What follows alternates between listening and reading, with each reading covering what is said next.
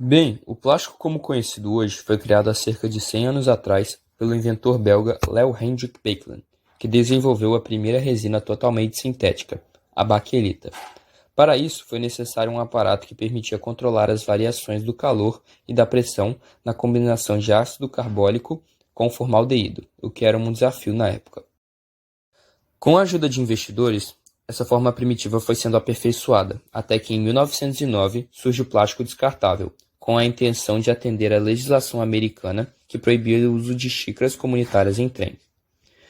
Já os anos 30 foram impactantes para a indústria do plástico. Os fabricantes aprenderam como produzir poliestireno, polímeros acrílicos e poli, fabricados à base de petróleo. Posteriormente, na década de 1950, tornam-se a nova tendência na indústria de confecção de vestuários, com tecidos à base de poliéster, nylon e lycra, eram fáceis de lavar, dispensavam a necessidade de passar as roupas e eram muito mais baratos que os tecidos naturais.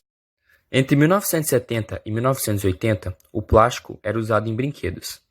Já em 1990 e nos anos 2000, ele começou a ser utilizado nas indústrias automotivas e de alimentos, para a fabricação de carros mais leves e embalagens. Foi nesse período também que ele passou a ter maior visibilidade e que se iniciou uma preocupação com a reciclagem.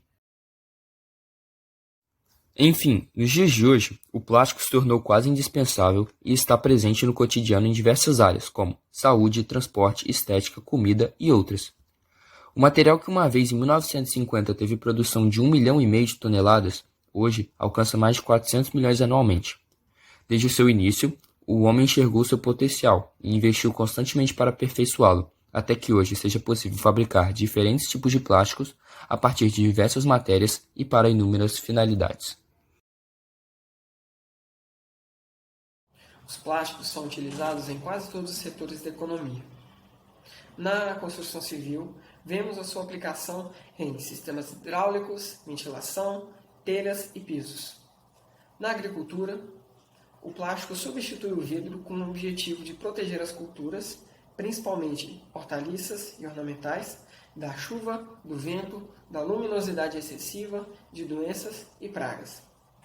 Na indústria calçadista, calçados feitos a partir do plástico indevidamente descartado já são uma realidade. Nos móveis, vemos a chamada madeira plástica, que nada mais é do que o material composto produzido pela reciclagem de polímeros adicionados a outras substâncias, tais como serragem de madeira, carbonato de cálcio, caulim, pigmentos e plastificantes. Na área têxtil, diversas marcas já utilizam o plástico na confecção de suas peças, pois as fibras plásticas proporcionam melhor caimento nas roupas, dando-lhes mais conforto, mais durabilidade a um custo menor. Alguns exemplos disso são jaquetas, bermudas, calças e bolsas. Na área alimentícia, como é mais aparente para nós, vemos a aplicação para embalagens e recipientes que protegem e preservam alimentos perecíveis por mais tempo, sem afetar o sabor e a qualidade do produto. As características, as propriedades do plástico asseguram que o alimento terá o mesmo valor, o mesmo sabor natural e o mesmo valor nutricional, reduzindo a quantidade de desperdício e reduzindo o uso de conservantes. No setor eletroeletrônico, graças à versatilidade do plástico, foi possível criar tecnologias cada vez mais avançadas, com menos consumo de energia e menos peso. Hoje, temos eletrônicos mais eficientes, acessíveis e fáceis para reciclar. Por terem um excelente isolamento elétrico, maleabilidade, resistência ao impacto e flexibilidade, pode-se dizer que o setor eletroeletrônico não teria tamanha evolução se não fosse pelo plástico. Na área médico-hospitalar, temos como exemplo nanorobôs feitos de silicone, próteses feitas de plástico, substituindo as próteses de metal por terem propriedades semelhantes ao tecido mole do corpo, entre outras aplicações em materiais do ramo. Também é interessante o fato de que o uso do plástico pode ser utilizado no processo de formação de energia. Quando o plástico é submetido a altíssimas temperaturas, seus resíduos são transformados em gás sintético, que podem ser utilizados para a formação de energia através de turbinas. O polietileno tereftalato, mais conhecido como PET, é um material rígido e transparente, que absorve muita água por ser um éster. Tem excelente resistência ao impacto e baixa permeabilidade, possuindo aplicações em filamentos, laminados para impressão, embalagens, garrafas, frascos, cosméticos e produtos de limpeza. O polietileno de alta densidade, ou apenas PAD, é um material opaco devido à sua maior densidade e alto grau de cristalinidade. É resistente a baixas temperaturas, leve e permeável, rígido, com ótimas resistências química e mecânica. Resistências que permitem sua aplicação em embalagens de produtos de limpeza e na fabricação de autopeças. O polietileno de baixa densidade, como também conhecido PEBD, se caracteriza por ser um material com baixa condutividade térmica, atóxico, flexível, leve e transparente, quando em baixas espessuras. Muito utilizado em embalagens para alimentos, produtos de higiene pessoal, tubos de irrigação e isolamento de fios. O polipropileno, popularmente conhecido como PP, se divide em dois, o PP-homo e o PP-copo. O PP-homo é um material resistente a altas temperaturas e boa resistência química, ou seja, poucos solventes orgânicos são capazes de solubilizá-lo. É um material muito usado na fabricação de peças com dobradiças, peças de carro, embalagens para alimentos, fibras e monofilamentos. Já o PP-copo é um material transparente e flexível, resistente, exceto quando se trata de resistência química. Quando modificado, torna-se mais resistente ao impacto e possui alta resistência mecânica às baixas temperaturas. É utilizado em finalidades domésticas, frascos e embalagens em geral. Já o poliestireno, o PS, é um material rígido, leve, transparente e brilhante. Possui baixas resistências química, térmica e mecânica, por ser rígido e quebradiço. É muito utilizado em copos, pratos e talheres descartáveis e em brinquedos. Por fim, os plásticos que recebem o número 7 se referem a todos os plásticos criados após 1987. Dentro desse grupo, inclui-se os plásticos como EVA, ABS, PA, PC, PLA e outros. Bem, para entender os tipos de plástico, é necessário entender seus símbolos. Os símbolos dos plásticos inseridos em cada recipiente são compostos pelo triângulo da reciclagem e dentro de cada triângulo números de 1 a 7. Cada número corresponde a um tipo de plástico.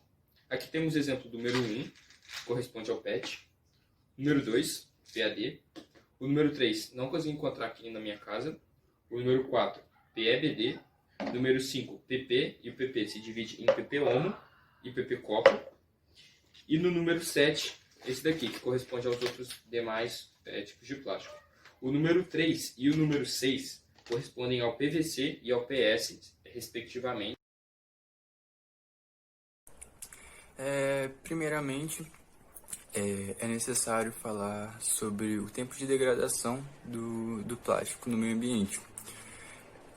Aproximadamente 400 anos. Alguns estudos ainda estão sendo feitos para afirmar isso, mas em média é 400 anos. Bom, o plástico é um dos que mais demoram para sumir no meio ambiente e um dos que mais são produzidos, já que podem ser usados como embalagens ou utilitários, por exemplo, canudos. E o meio de descarte dos plásticos nem sempre são bons, entre aspas, porque as pessoas não têm consciência disso. E é produzido muito, muito, muito plástico. Então acaba entupindo os valões e ocorrendo inundações nas cidades. E quando não entope os valões, acaba indo para o mar. E isso quando não é feito o descarte correto, claro. Quando é feito o descarte correto, vai para aterros sanitários ou para reciclagem. Quando vai para o mar, é um problema gigantesco, porque afeta os animais marinhos. porque os animais marinhos acabam confundindo como comida esses plásticos. Um exemplo é as tartarugas, que muitas morrem porque acham que plástico é água viva ou outros tipos de alimento. Isso acaba afetando diretamente na reprodução delas e para as espécies marinhas é muito, muito ruim mesmo. Bom, agora eu vou falar um pouco sobre os tipos de reciclagem. Primeiramente tem a reciclagem mecânica, que transforma mecanicamente o plástico em outros materiais. E também tem a energética, que transforma o plástico em energia térmica ou elétrica através da combustão. A reciclagem química é um processo na qual os resíduos são alterados e transformados em matéria-prima e podem ser reutilizados. No caso do plástico, eles são transformados em petroquímicos e podem ser reutilizados. Bom, vou falar basicamente de 3 curiosidades a respeito do plástico. A primeira delas é que o isopor é um tipo de plástico. A segunda é que o plástico gera energia. A energia contida em 1 kg de plástico é equivalente à contida em 1 kg de combustível mineral. Existe inclusive uma empresa holandesa que acredita que no futuro não muito demorado nossas estradas de asfalto serão substituídas por ruas de plástico que geram energia. Isso seria possível pela substituição do macadame, que é o pavimento asfáltico, por plástico reciclável.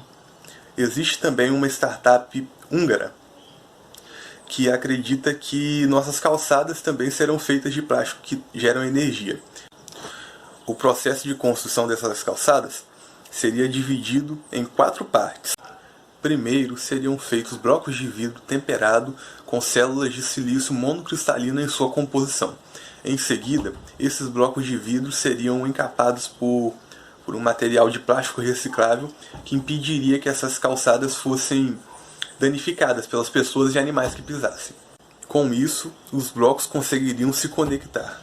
Através dessa conexão, o pavimento seria capaz de criar um circuito que conseguiria transmitir energia limpa aos transformadores e a locais de armazenamento.